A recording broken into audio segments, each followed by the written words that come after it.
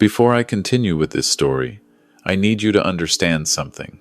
By the time I walked out of that gleaming conference room with its floor-to-ceiling windows overlooking downtown Austin, I already knew exactly how I was going to dismantle everything Marcus Webb had built on stolen code. What I didn't know was whether my daughter would ever forgive me for it. But I'm getting ahead of myself. My name is David Harper. I'm 62 years old, and for the past 37 years, I've been a research librarian at the Austin Public Library's Central Branch. Before that, I spent 4 years getting my master's in library and information science. And before that, I was one of those kids who actually enjoyed organizing things. My childhood bedroom had a card catalog system for my comic books. Yes, I was that kind of kid. People hear librarian and they picture someone shushing teenagers and stamping due dates on paperbacks. That's fine. I stopped correcting people's assumptions about my job sometime around 1995. The truth is, modern research librarianship is as much about database architecture, digital archives, and information systems as it is about books. I've spent the last 2 decades helping researchers, graduate students, and yes, even tech entrepreneurs navigate complex information networks, trace citation trails, and verify sources. I've taught myself Python, SQL, and enough JavaScript to be dangerous.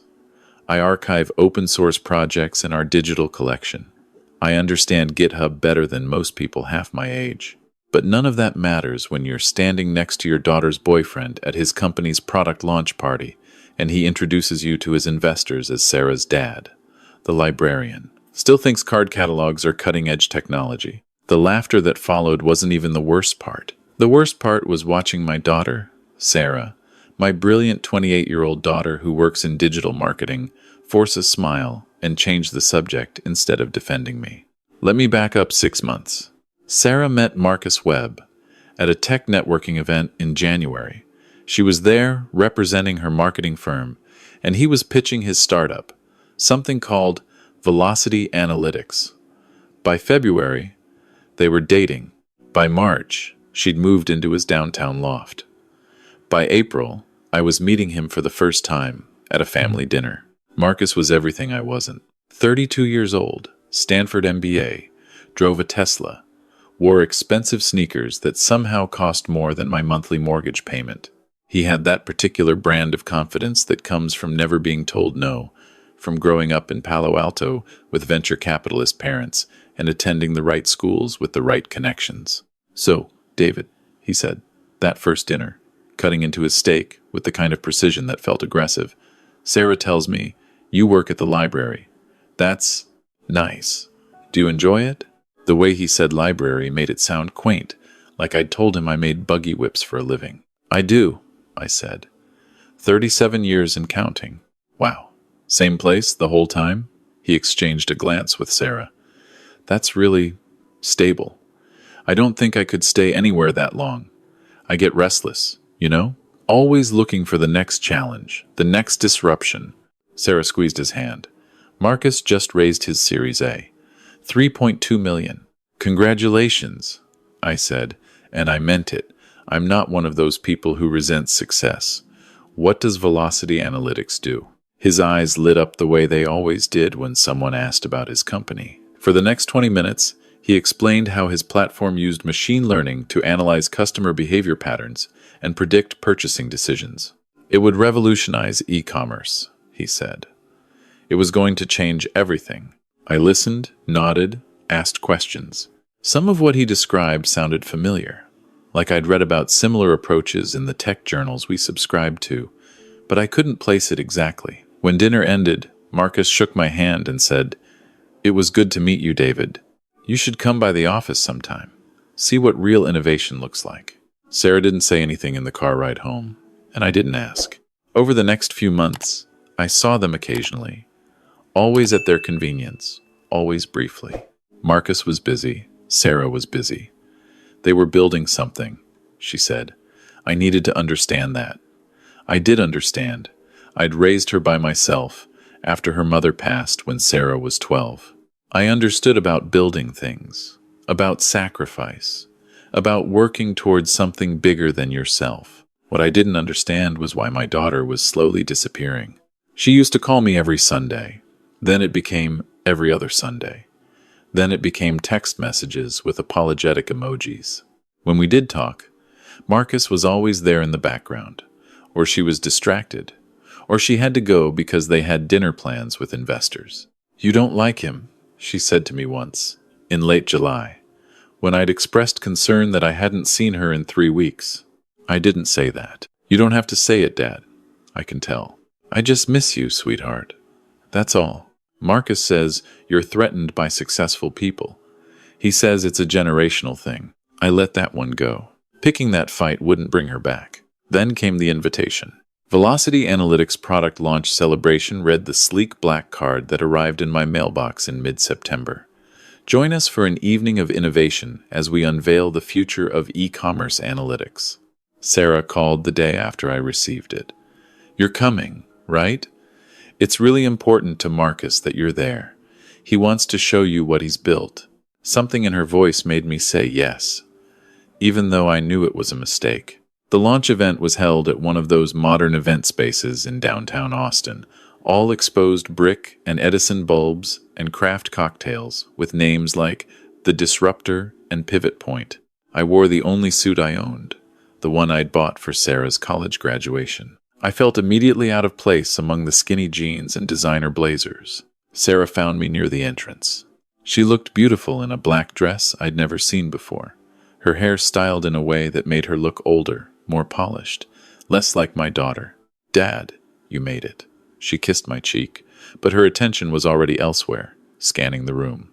"Marcus is doing the presentation in 20 minutes. There are some investors I need to talk to first, but afterward, we'll catch up. Okay?" She disappeared into the crowd before I could respond. I found a spot near the back, nursing a beer and watching the tech crowd network. They all seemed to know each other, throwing around terms like growth hacking and user acquisition and burn rate. I felt like an anthropologist studying a foreign culture. Then Marcus took the stage. He was good at this. I'll give him that. He commanded the room with easy charisma, making jokes that landed, building anticipation. His presentation was slick, professionally designed, full of graphs and projections and testimonials from beta users. "Velocity Analytics," he announced, "represents a fundamental breakthrough in predictive consumer modeling. Our proprietary algorithm analyzes 17,000 unique data points per user, creating behavioral fingerprints that can predict purchasing decisions with 93% accuracy." The room applauded. I watched Sarah near the front, beaming with pride. Marcus continued, clicking through slides that showed the platform's dashboard, its features, its integrations. Something about it nagged at me, a feeling I couldn't quite name, like déjà vu, but more specific. "We built this from the ground up," Marcus said, his voice rising with conviction.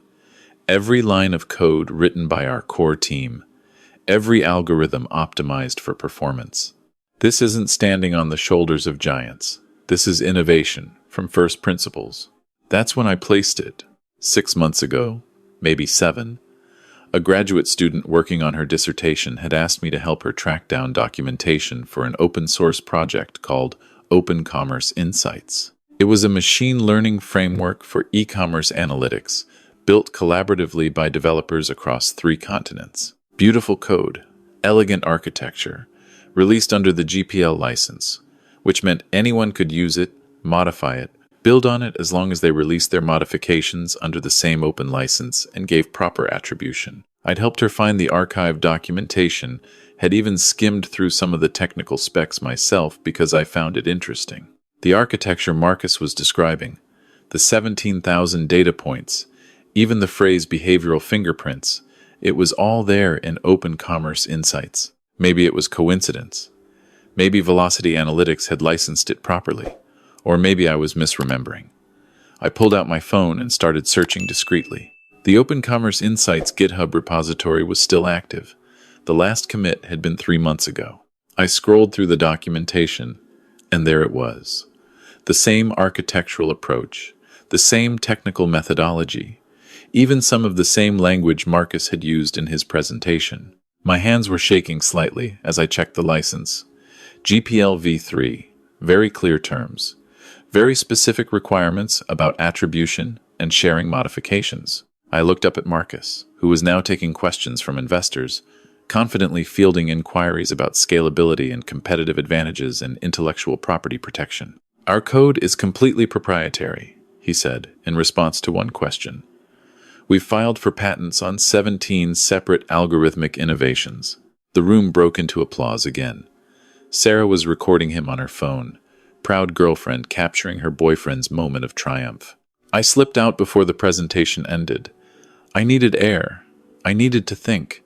Outside, I stood on the sidewalk and stared at my phone, refreshing the GitHub page like it might tell me I'd been mistaken. But the code was right there. Open source, GPL licensed. And unless Marcus had somehow independently invented an identical system with identical architecture and identical terminology, he'd taken it without attribution, claimed it as proprietary innovation, and was now raising money on that claim. Dad? I turned. Sarah had followed me outside, concern etched on her face. Are you okay? You left in the middle of Marcus's Q&A. I'm fine.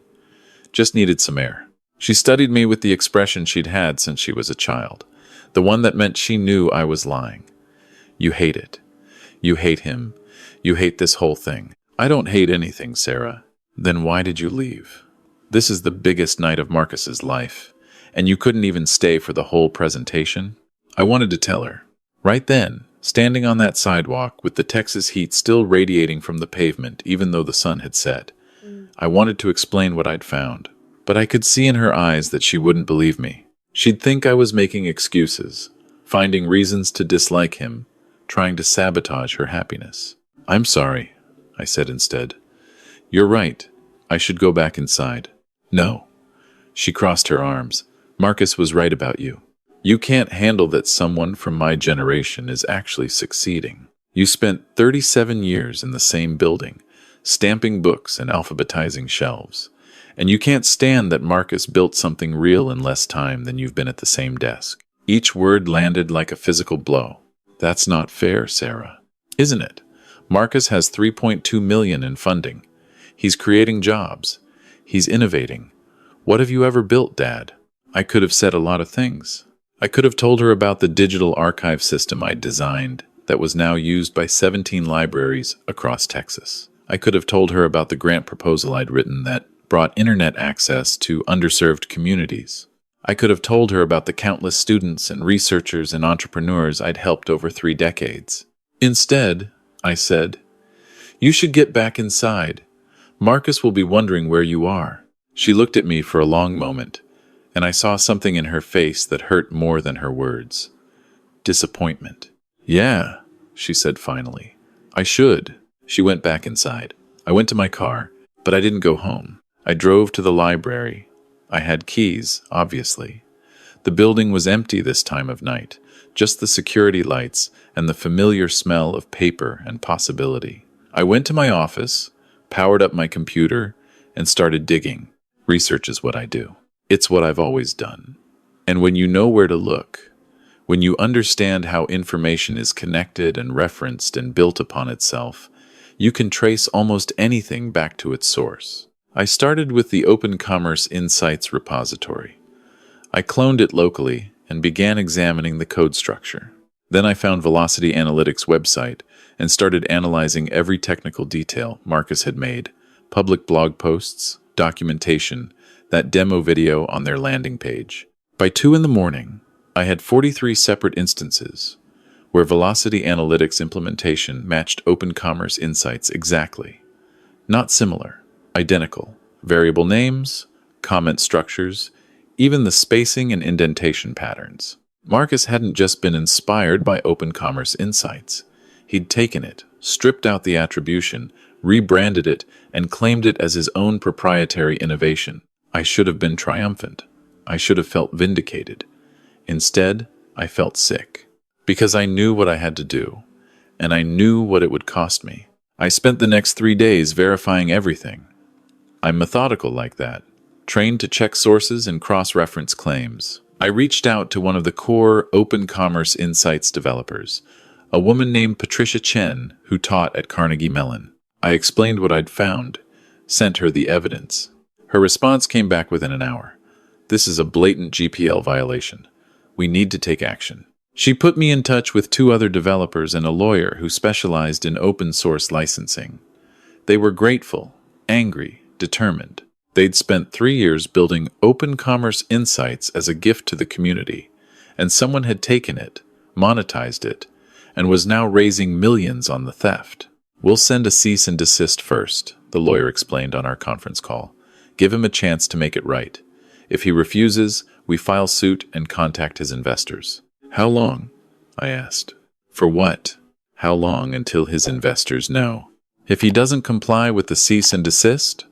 3, maybe 4 days. News travels fast in the tech world, especially news about IP theft. I hung up and stared at my phone. I had a choice here. I could still walk away, pretend I'd never noticed the similarities. Let Marcus build his company on stolen code. It would collapse eventually, these things always do, but maybe not for years. Maybe long enough for Sarah to realize who he really was on her own terms. Or I could do what I knew was right and lose my daughter in the process. The choice should have been easy, but it wasn't.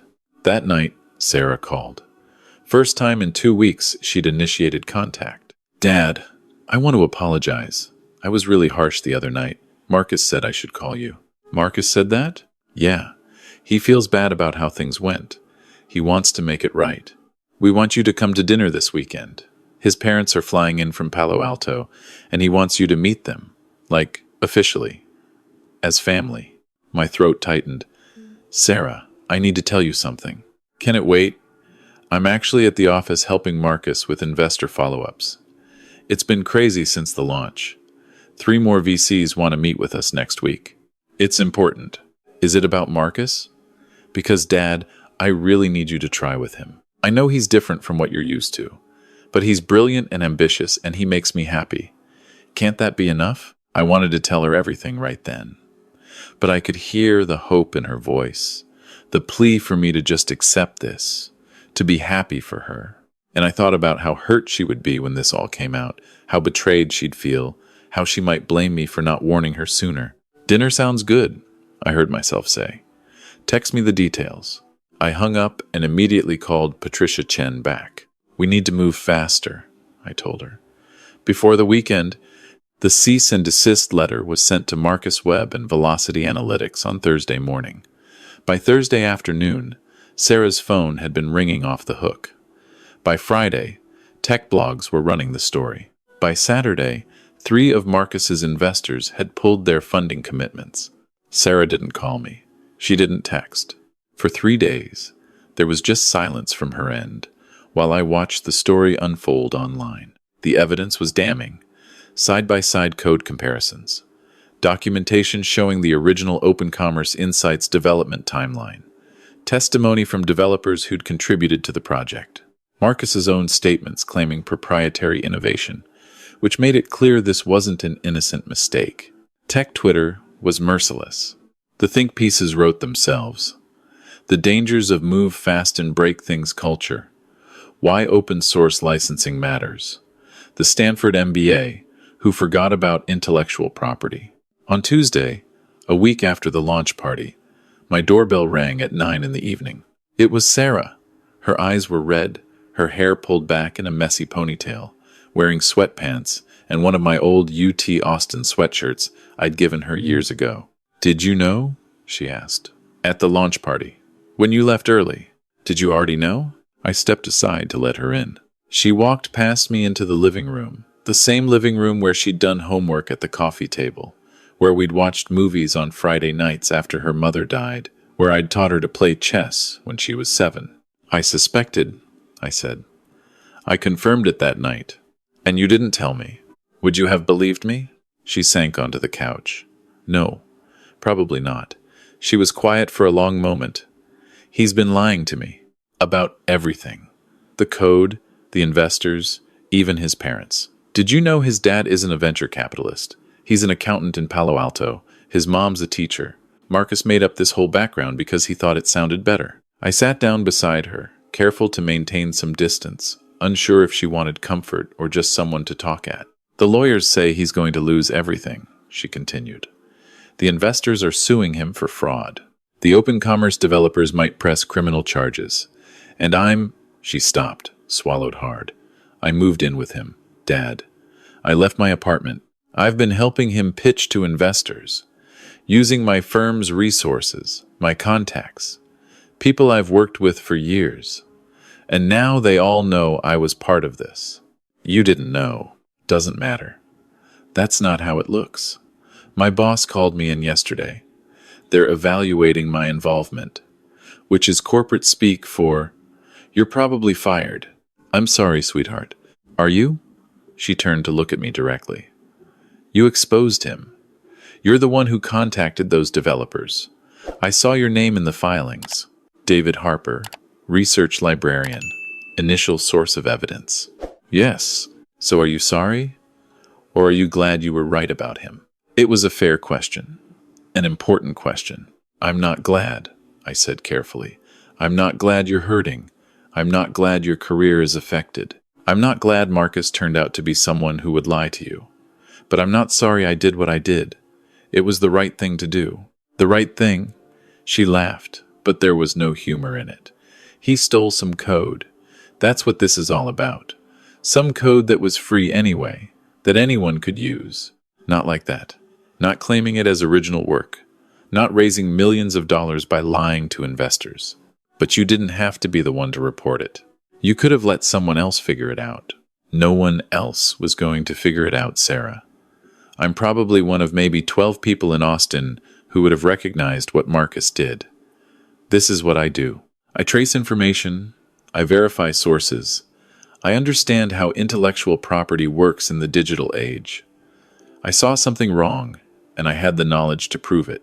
So what? You're a hero now? You saved the tech world from the bad man? No. I'm just someone who couldn't ignore what I knew. She stood up abruptly, pacing. You don't understand what you've done. Everyone I know, everyone in my professional circle, they all know. They know my boyfriend built a company on stolen code, and they know my dad is the one who brought it down. Do you know what that makes me look like? Either I'm complicit or I'm stupid. Those are the only two options. There's a third option, I said quietly. That you're someone who was lied to by someone you trusted. That's not stupidity. That's not complicity. That's just being human. She stopped pacing, her back to me. Her shoulders were shaking. I loved him, Dad. Or I thought I did. I don't even know anymore. Was any of it real? Did he ever actually care about me? Or was I just useful? Good connections? Good network? Good cover? I stood and went to her, put my hand on her shoulder. This time, she didn't pull away. I don't know, I admitted. I'd like to think some of it was real, but people who lie about one thing usually lie about many things. She turned and buried her face in my shoulder, and for the first time since she was a teenager, my daughter cried in my arms. We stood like that for a long time. Eventually, she pulled back, wiped her eyes with the sleeve of the sweatshirt. I need to ask you something, and I need you to be honest. Always. Did you do this because it was the right thing to do, or did you do this because you wanted Marcus gone? I thought about that carefully. Both, I said finally. I wanted him gone because I saw how he talked down to you, how he made you feel like you had to apologize for me, for my career, for the choices I've made. I didn't like who you were becoming around him. But I wouldn't have acted on that alone. I acted because what he did was genuinely wrong. Those developers spent years building something for the community, and he stole it. The investors gave him millions based on a lie. That's fraud. That matters. She nodded slowly. I quit my job before they could fire me. I'm moving back home for a while, if that's okay. I can't afford my apartment without Marcus splitting the rent, and I don't have the energy to fight with him about the lease. Your room is exactly how you left it. With the posters of boy bands I liked in 8th grade? I'm afraid so. She almost smiled. Dad? Yeah? Thank you. For being someone I can come home to. Even when I'm stupid. Even when I yell at you and say terrible things. You're never stupid. You're human. We all make mistakes. The important thing is what you learn from them. She stayed that night in her old room. I heard her crying through the wall around midnight and had to stop myself from going to her. She needed to process this on her own. The next morning, I made breakfast, scrambled eggs and toast, the same breakfast I'd made her every Saturday when she was growing up. She came downstairs looking exhausted but calmer. "What happens now?" she asked, picking at her eggs. "To Marcus, I mean. Legally? Hard to say. He'll probably settle with the open commerce developers to avoid criminal prosecution. The investors might get some of their money back, but probably not much. His company is finished. And me? You rebuild. You find a new job. You move forward. You're 28, Sarah. You have time to recover from this. Do you ever regret it?" she asked suddenly. "Staying at the library all those years? Never chasing something bigger?" I considered that. No, I built something that mattered. Maybe it wasn't flashy. Maybe it didn't come with venture capital funding or TechCrunch articles. But I helped thousands of people over the years. I preserved knowledge. I connected people to information they needed. That's not small. That's not insignificant. Marcus said you were washed up. I know. He was wrong. I know that too. She was quiet for a moment. I need to learn how to value the right things. I got so caught up in his world, in the excitement of it all, that I forgot what actually matters. That's not an easy lesson. Some people never learn it. Did Mom know? About the library stuff, the database work, all the technical things you do? She knew. She was proud of it. She used to joke that I was the most interesting person no one had ever heard of. Sarah smiled, the first genuine smile I'd seen from her in months. I like that. The most interesting person no one had ever heard of. It's not a bad way to live. Over the following weeks, I watched Sarah put herself back together. She landed a new job at a smaller marketing firm, one that valued integrity over flash. She started calling me again on Sundays. She came over for dinner on Wednesdays. Marcus disappeared from social media. I heard through the tech community grapevine that he'd moved back to California, was working for his father's accounting firm. The lawsuits were settled quietly. The open commerce developers got a public apology and a licensing agreement that ensured proper attribution. The investors got a painful but important lesson about due diligence. 3 months after everything fell apart, Sarah and I were having dinner at my house when she said, "I want to learn what you do, the research stuff, the database work. Will you teach me?" "Why?" "Because I realized something. What Marcus did was only possible because most people don't understand how digital information works. They don't know how to verify sources, trace code origins, check licenses. If more people had your skills, people like Marcus couldn't get away with what he did. So I taught her. We spent Saturday mornings at the library, and I showed her how to navigate GitHub repositories, understand licensing terms, trace information lineage. She was a quick learner, saw connections I hadn't thought of, asked smart questions.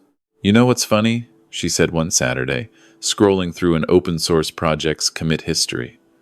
"Marcus was right that you taught me something. Just not what he thought." "What's that?" "That real strength isn't about being the loudest or the flashiest or the most confident. It's about being thorough, being honest, being someone people can trust. You spent 37 years building that reputation. That's worth more than any startup valuation." I didn't trust myself to speak for a moment. "Also," she continued, grinning now, "I'm pretty sure you could run circles around most tech bros when it comes to actual technical knowledge. They just never bothered to ask." "Well, I do try to maintain an air of mystery." She laughed, and it sounded like home. 6 months later, Sarah landed a job at a digital rights organization working on open source advocacy and licensing compliance. She uses the research skills I taught her every day. She's happy. More importantly, she's herself again. We had coffee last week, and she told me about a case she was working on, another startup that had violated GPL terms. "I thought about you," she said, "about how you could have just let Marcus get away with it, how you risked our relationship to do the right thing. I don't know if I told you this, but that takes courage. I'm not sure I have." "You have it," I told her. "You proved that by walking away, by rebuilding, by choosing work that matters over work that pays. I learned from the best. As I sit here now, in my office at the library, surrounded by 37 years of accumulated knowledge and connections, I think about what Marcus said at that dinner all those months ago, about being restless, about always looking for the next challenge, the next disruption. He was right that I stayed in one place, but he was wrong about what that meant. I didn't stay because I lacked ambition. I stayed because I was building something that mattered. Every database I organized, every researcher I helped, every student I taught to verify sources and trace information, that was all part of something larger than myself. A foundation, a legacy. Marcus built his company in 18 months, and it collapsed in 2 weeks. I built my career over nearly 4 decades, and it's still standing, still helping people, still making a difference. And my daughter, the most important thing I ever built, she's standing too. That's what Marcus will never understand. Real strength isn't measured in how fast you rise. It's measured in what remains when the lights go out and everyone stops watching. My name is David Harper. I'm a research librarian, and I wouldn't trade what I do for all the venture capital in Silicon Valley, because the strength of what you build depends on the integrity of your materials. And I've always used the best.